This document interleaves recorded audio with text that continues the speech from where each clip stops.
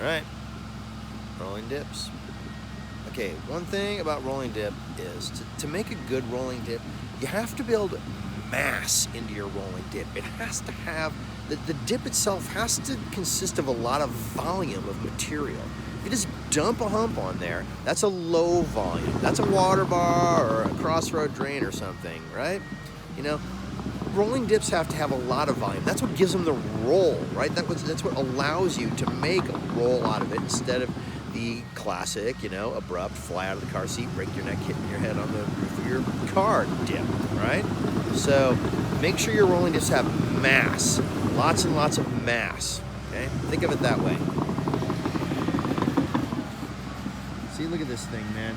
This thing has a lot of mass. And even though it's very low, because this is going to be for low bed trucks to drive over, it's got an enormous amount of mass. There's probably like, I don't know, 40 cubic yards of material make up just the hump part of that, so it's not just a pile of stuff on the ground.